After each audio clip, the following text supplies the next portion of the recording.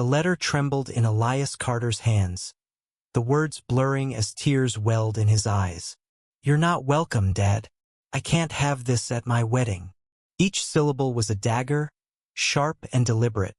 From his daughter, Lila, the girl he'd raised alone after her mother's death. In the quiet of his Brooklyn apartment, the city's hum outside felt like a mocking chorus to his breaking heart. Elias, 50, had come out 5 years ago, after decades of hiding who he was. He'd found love with Marcus, a 48-year-old chef with a laugh that could light up a room, but the cost was steep. Lila, now 25, had turned cold, her love for him tangled in shame and anger. The wedding invitation he'd hoped for arrived instead as a rejection, a formal decree that his presence, his truth, was too much for her perfect day. He set the letter down, its edges creased from his grip, and looked at Marcus, who sat across the small kitchen table. "She's my daughter," Elias whispered, voice cracking. "How do I let her go?" Marcus reached for his hand, his touch steady but his eyes heavy with shared pain. "You don't," he said softly. "You fight for her, even if it hurts." Elias had raised Lila in a modest brownstone, teaching her to ride a bike on Flatbush Avenue, cheering at her soccer games, and tucking her in with stories of brave knights and far-off lands. When her mother, Sarah, died of cancer when Lila was 10, Elias became her everything. Father, mother, confidant. He'd buried his own desires, his truth, to be the parent she needed. Coming out at 45 was his first act of courage, but it fractured the bond he thought unbreakable. Lila's silence grew louder each year, and now this letter was the final blow. The wedding was in 3 weeks, in the rolling hills of upstate New York, at a venue Lila had dreamed of since she was a girl. Elias had saved for years to give her that dream, but now he was erased from it. He imagined her walking down the aisle, her auburn hair glowing under a veil, and him nowhere in sight. The thought was unbearable. Marcus stood, pulling Elias into a hug. "We'll find a way," he murmured. "She's hurting, but she's still your kid." Elias nodded, but doubt gnawed at him. How do you reach someone who's built a wall around their heart? The next morning, Elias sat at his desk, a community college professor surrounded by stacks of essays. His phone buzzed, a text from an unknown number. "Mr. Carter, this is Noah, Lila's fiancé. Can we talk?" Elias's heart raced. Noah, 27, was a stranger to him. Lila had kept her life separate, sharing only fragments about the man she'd marry. Why was he reaching out now? They met at a small cafe in Williamsburg, the air thick with the scent of roasted coffee. Noah was tall, with a kind face and nervous energy, his hands fidgeting with a napkin. "Lila doesn't know I'm here," he admitted, his voice low. "I saw the letter she sent you. It's not right." Elias leaned forward, hope flickering. "Why are you telling me this?" Noah exhaled, his eyes searching the table. "My family were not like Lila's. My dad's gay, too. He and his partner, James, raised me after my mom left. I know what it's like to have a parent who loves you fiercely, and I know Lila's wrong to push you away." He paused, then added, "My family wants you at the wedding. All of you." Elias's breath caught. "She'll never allow it," he said, the words heavy with years of rejection. Noah's jaw tightened. "She doesn't get to decide everything. I'm her partner, not her puppet. And my family, they're ready to fight for you." The cafe buzzed around them, but Elias felt the world narrow to this moment. Noah's words were a lifeline, fragile but real. Could he trust this young man he barely knew? Could he risk showing up, uninvited, to face Lila's anger? The thought of seeing her, even in defiance, sparked something in him, hope, stubborn and unyielding. That night, Elias and Marcus sat on their balcony, the city skyline glittering below. What if she hates me more for this? Elias asked, staring at the stars. Marcus squeezed his hand. Then you'll know you tried. You'll know you showed up for her, no matter what. Elias nodded, resolve hardening. He'd go to the wedding. He'd face his daughter, not to fight, but to love her, even if she couldn't love him back. The drive to upstate New York was long, the road winding through forests ablaze with autumn colors. Elias's heart pounded as they neared the venue, a sprawling estate with white tents and fairy lights. Marcus, ever steady, drove in silence, letting Elias process the weight of what was coming. They parked and Elias clutched the gift he'd brought. A locket with a photo of him and Lila, taken when she was 12, laughing at Coney Island. It was a reminder of who they'd been, and who he hoped they could be again. As they stepped out, Noah appeared, his face tense but determined. "My family's waiting," he said. "They're ready to welcome you." Elias glanced at Marcus, who nodded. Together, they walked toward the venue, where Lila's future, and Elias's fight for his place in it, awaited.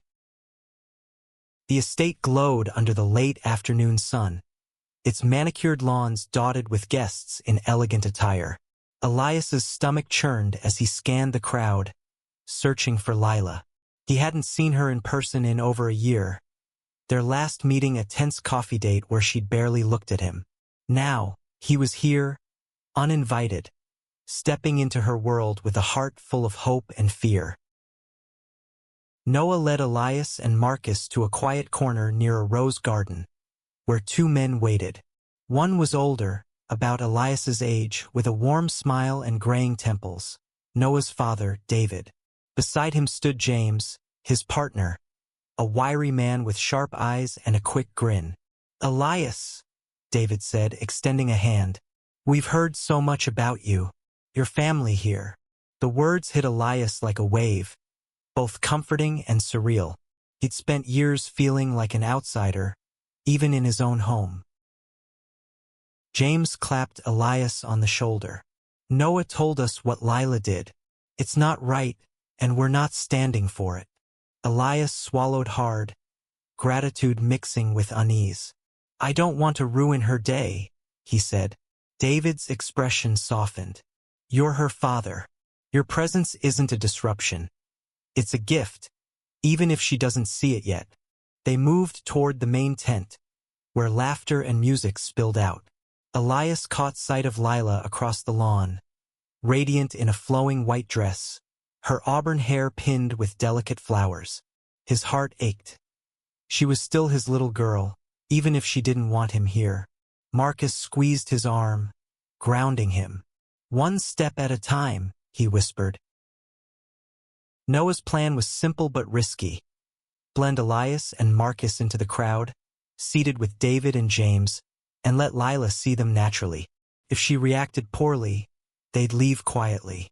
If not, well, that was the hope Elias clung to. They slipped into the tent, taking seats at a table with Noah's extended family. A diverse mix of aunts, uncles, and cousins who greeted them warmly. Elias felt a flicker of belonging, a stark contrast to the rejection he'd braced for. The ceremony began, and Elias's eyes never left Lila. She stood beside Noah, her smile bright but brittle, as if she sensed something amiss. When the officiant called for the parents of the couple, Elias's chest tightened. He watched as Noah's mother, absent from his life, was represented by David and James, who stood proudly. Lila's mother's absence was noted with a moment of silence, but no one mentioned Elias. He felt invisible, yet he stayed, his love for her stronger than his pain. After the vows, the crowd erupted in cheers, and Lila's gaze swept the room. Her eyes locked on Elias, and time seemed to stop. Her smile vanished, replaced by a flash of anger, then something softer, confusion, maybe regret. She turned away, gripping Noah's hand, and Elias's hope wavered. Had he made a mistake?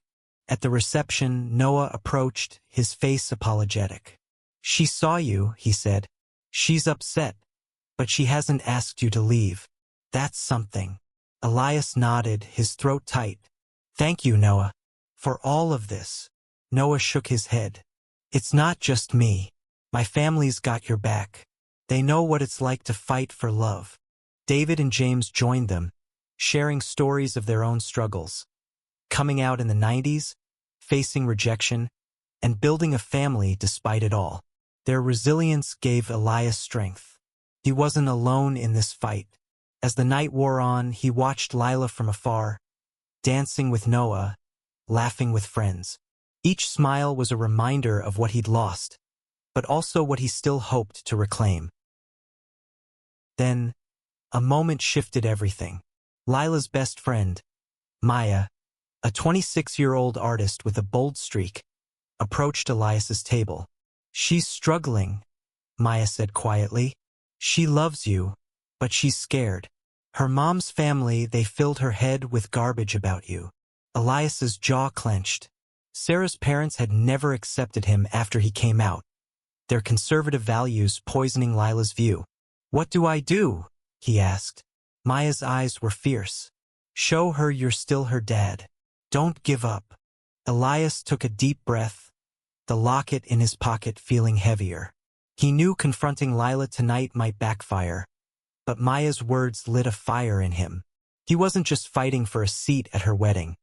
He was fighting for their bond, for the years they'd lost, and for the truth that love, in all its forms, was worth it.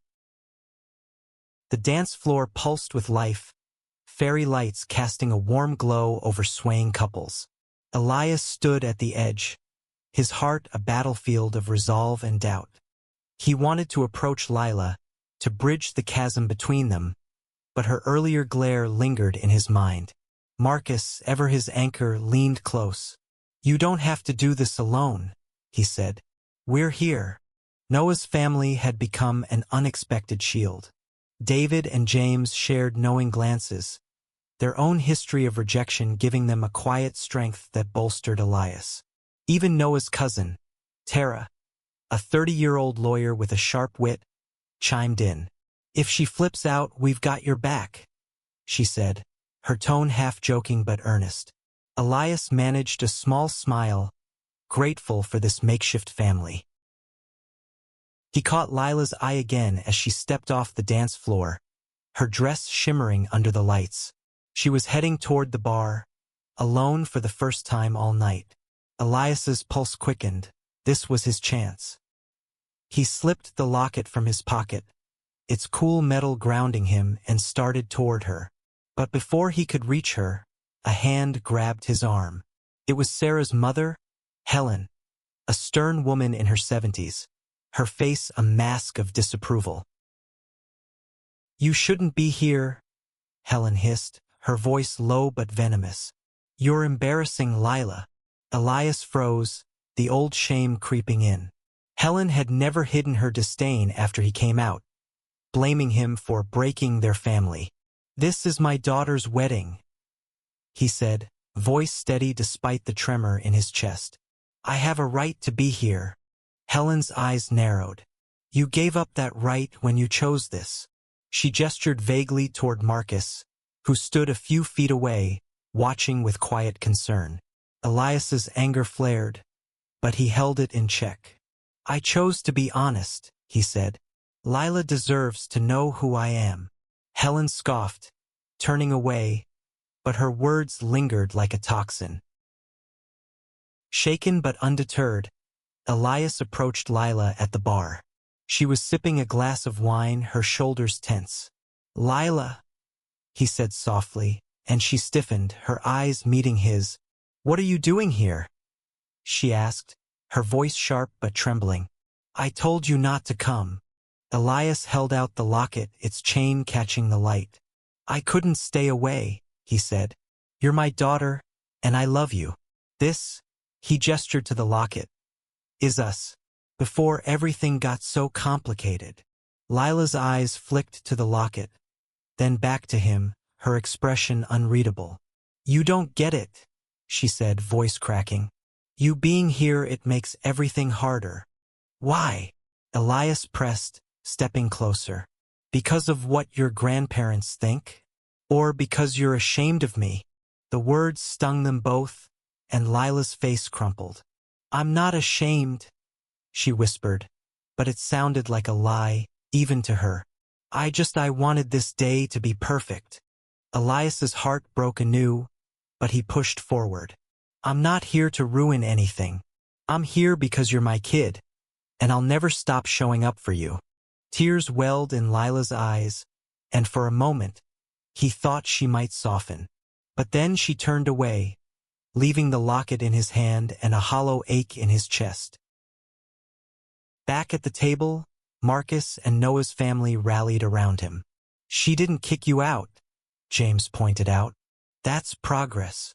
Elias nodded, but the weight of Lila's rejection clung to him. He watched her return to Noah, her smile forced, and wondered if he'd ever reach her. As the night wound down, Noah approached again, his face conflicted. She's struggling, he said, but I think she's starting to see you differently. My family's been talking to her, showing her what acceptance looks like. Elias raised an eyebrow. Your family? Noah grinned. Yeah, Dad and James are relentless. They've been telling her stories about our life, how love doesn't fit in a box. Elias felt a spark of hope. Maybe Lila wasn't ready to forgive him, but Noah's family was planting seeds. As the reception ended, Elias and Marcus prepared to leave, the locket still in his pocket. But before they reached the car, Maya ran up, breathless. Lila kept the invitation you sent back, she said. She's not ready to admit it, but she's holding on to you. Elias's eyes stung. It wasn't reconciliation, but it was something. A crack in the wall she'd built. He thanked Maya, and as he and Marcus drove back to Brooklyn, the stars above seemed a little brighter. The weeks after the wedding were a quiet storm. Elias returned to his routine, grading papers, cooking with Marcus, walks through Prospect Park.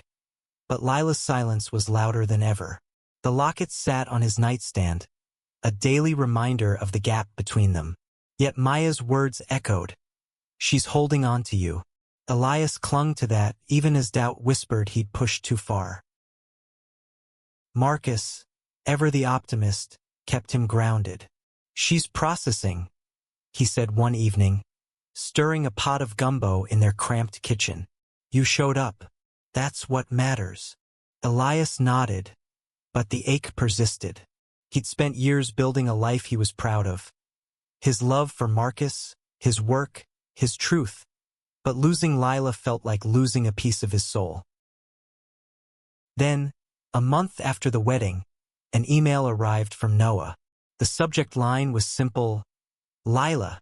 Elias's heart raced as he opened it. Noah wrote that Lila had been quiet since the wedding, wrestling with her feelings. She's been talking to my dad and James, Noah wrote. They're helping her see things differently. Hang in there. Attached was a photo from the wedding, Elias and Marcus, laughing with Noah's family, unaware of the camera. Lila was in the background, watching, her expression unreadable but soft.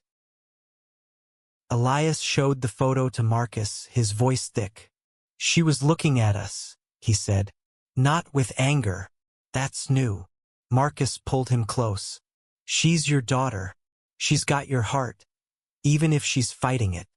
Inspired, Elias decided to write Lila a letter, not to confront but to share. He poured his heart onto the page, recounting memories of their life together.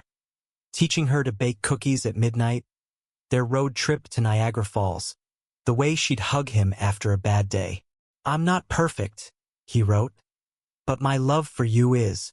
I'll wait as long as it takes. He included the locket, hoping it would speak what words couldn't. Days later, a package arrived, a small box with Lila's handwriting. Inside was the locket, unopened, and a note. I'm not ready, but I kept this. Elias's heart sank. but the fact that she'd responded at all felt like a victory. He showed it to Marcus, who smiled. "She's talking to you, Elias. That's a start." Meanwhile, Noah's family continued their quiet work. David and James invited Lila to dinner in their Manhattan apartment, sharing stories of their own journey. How David's parents had disowned him. How James fought for acceptance in a world that wasn't ready. Lila listened, her defenses softening.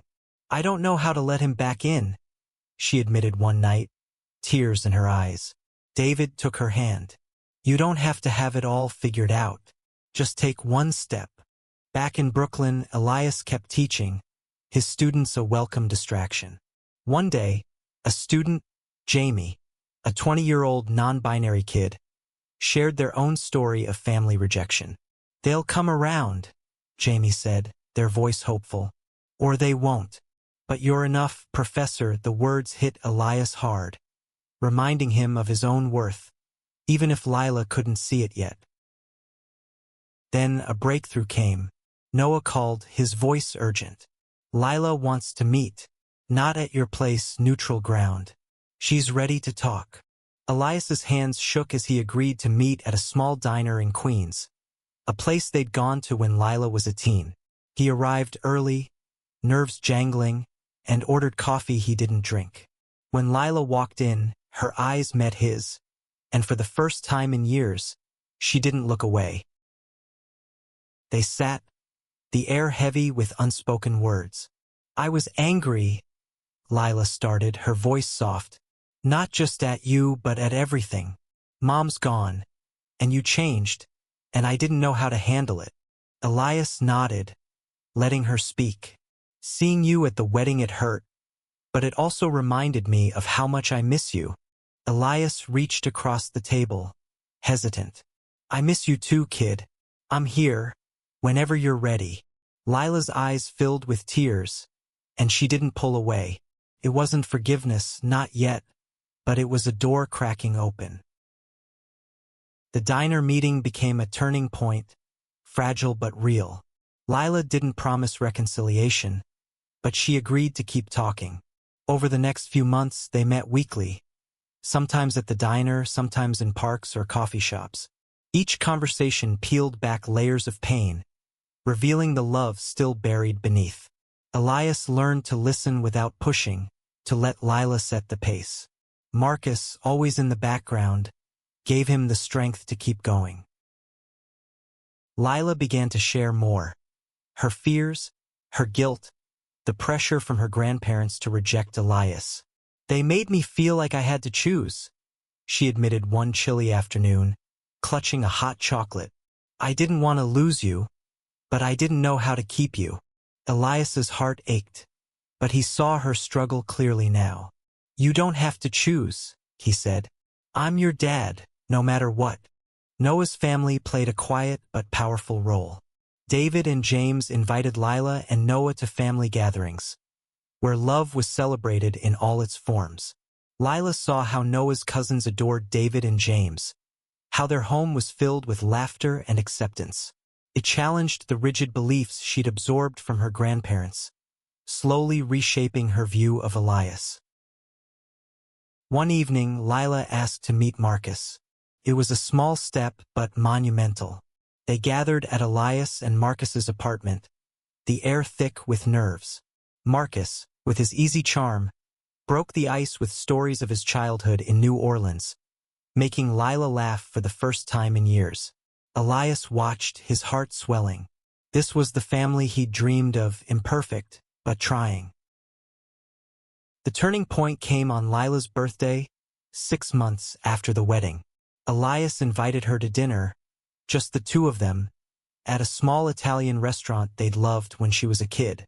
He gave her the locket again, this time with a new photo, a candid shot of them at the diner, smiling. "This is us now," he said. "We're not perfect, but we're here." Lila opened the locket, tears streaming down her face.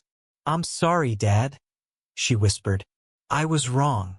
Elias pulled her into a hug, the kind he'd given her as a child, fierce and unwavering. "You're my kid," he said. "That's all that matters." They talked for hours, rebuilding what had been broken. Lila admitted she'd been scared of losing the memory of her mother, of changing what their family had been. Elias listened, validating her pain while sharing his own.